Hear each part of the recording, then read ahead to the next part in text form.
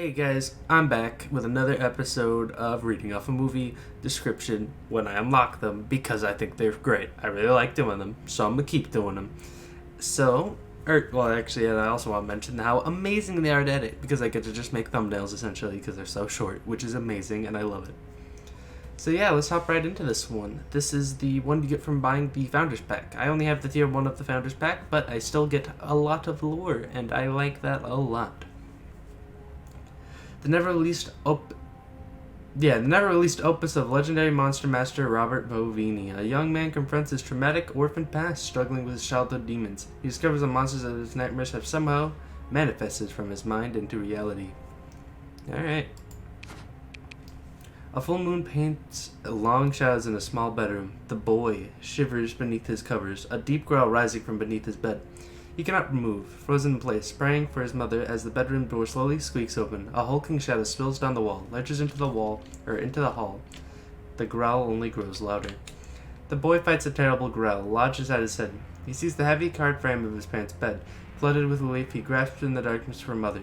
But the hands he sees are beastly, bloody claws. Mother turns to him, face contorted in terror, her throat gashed open. The boy's own scream wakes him. He's still in his bed, but the taste of blood is on his tongue as the shadow beast returns to him. His father's wail pierces his silence. The boy can still see through the gauze wrapped over his face. He's strapped in a chair in his father's library. Tall columns of ancient desks whisper dark secrets.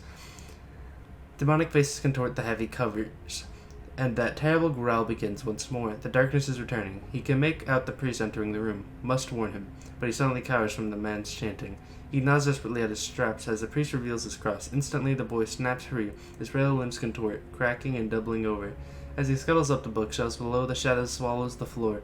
An abyss of writhing, screaming jaws, hands, tongues, tentacles. The priest is pulled down, ripped apart limb from limb. The cross leapt next to his severed head. The boy is now a man, strapped in a surgical theater. Voices echo as something tugs at his scarred shut eyes. He is hit with blinding light as a scalpel slices through the dead tissue. Extreme close-up. A pretty doctor smiles comfortingly as she pins his eyes wide open with metal rods. He hears a growl and panics, but he is just a saw blade spinning nearby. He feels a tug in his skull, the saw sinking and churning. The smiling doctor disappears behind him, her face blurring across his permanent stare, seared into his freshly exposed brain. He tries to focus. The silhouette forms clear, but it is not the doctor, it is the mother. The saw is her scream. He cannot look away as her torn throat gapes, head flopping to the side. Black bloody tentacles creep out from her rotten core, reaching for him. Surfing a wave of consciousness, the dull prodding at his brain returns. Must stay awake. He can feel the bright white room once more as he tastes blood. He sees his own hands, now wooden like a marionette. He is no longer strapped down, not in his own body at all. He's a giant gazing down in the pulsing pink of the man's brain. He pokes the soft pink tissue with his grotesquely long jointed fingers. He skewers the meat, savoring the taste before indulging himself, scraping out the insides with ecstasy. The man contorts in a silent scream as the pretty doctor crosses his cheek in concern. Sunlight flares in the man's eyes. His head is pounding. He's in a room full of easels, paintbrushes, and a warm breeze.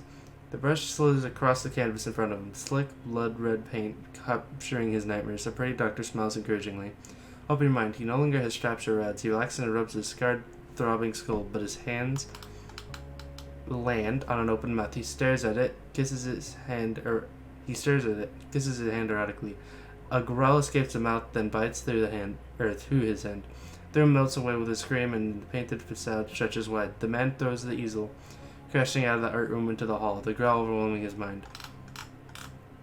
He runs to the painting's bloody landscape, jabbing his ears with the paintbrush in his hand, bust deaf in the voices. He screws his eyes once more. Blood spatters the doctor's white coat as she takes notes. The voices overwhelm his weeping. He must suffer for our art. The room shifts. Time is meaningless. He now stands in a cavernous gallery of art. Canvases stretched with bulging, blinking, now bleeding eyes. The doctor holds his hand, encourages him to look. She turns to him, dark and beautiful. She has mother's eyes. The walls blink and throb menacingly. His scalp begins to itch intensely, scratching the back of his head. A sea of tentacles wriggle, growing large and heavy. His head tilts. The doctor is now mother, rotten and tentacled.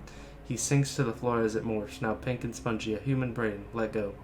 His tentacles writhe and pull him inside, squeezing him, blood gushing from his eyes and mouth. The doctor returns to the gallery, admiring the man's nightmare landscapes that now line the walls. The man sleeps in a hospital room, thick bandages on his skull. The clock ticks backwards from 3 a.m. A shadow crawls across the door as the growl heightens. He cannot close his eyes, but he is too tired to fight the voices. He lets darkness take over. Open your mind. He sees himself from above, strapped down, eyes pinned wide and brain exposed, silently screaming. The shadows slip beneath the bolted door. The voice is beckoning. Come find me. The empty hall stretches ahead, and he senses fear in the air, but it is not his own. Echoes of his past haunt the endless hallways. Our hallway and mazes. Mother, father, priest, orphan. His rage grows. The growl deepens. The man is no more, scattering his shadow into an army of monstrosities, slaughtering the demons of his past. The shadow is swallowing every nightmare. The doctor smiles and nods as blood cascades across the white hospital floors. Dark creatures crash through the bolted doors, devouring any prey in its path. Violent tentacles, gnashing teeth, flaying claws, each monster built to feast on fear.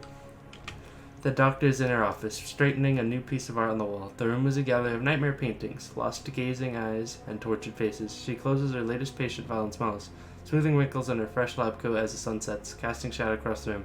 The shadow crawls across her face as a new patient file flips open. Interesting. Very interesting. After reading all that, it kind of makes me feel like it's probably like related to the overarching story of VHS. Like what the Beyond is, Bovini, all that. I feel like that's definitely like overarching story, and that this is giving some of it. Definitely not all of it though, because I don't think this is explaining the exact details of it. But I do think it's like alluding to some of the details. I believe it was this one. I think is interesting. He's not only strapped down, but where is it? He sees his own hands now, one like a marionette, which is interesting. And then he posts a song with grotesquely long jointed fingers. He skewers the meat, savoring the taste but indulging himself, scraping out the insides in ecstasy.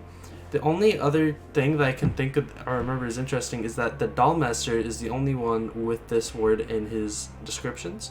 It's also interesting that it happens to do with wooden stuff and eating skewered meat, because in the Dollmaster also skewered meat, but the meat was eyeballs rather than meat, which is very interesting. So maybe with the extended cuts, it gives more details on that kind of stuff. Maybe it kind of goes into more detail. Maybe there's like a reference to wart here and a werewolf here, maybe. I don't know. But I still think it's very, very interesting. But yeah, I think I'll end the video there though. Hope everybody enjoyed, and yeah, see you guys in the next episode. Bye.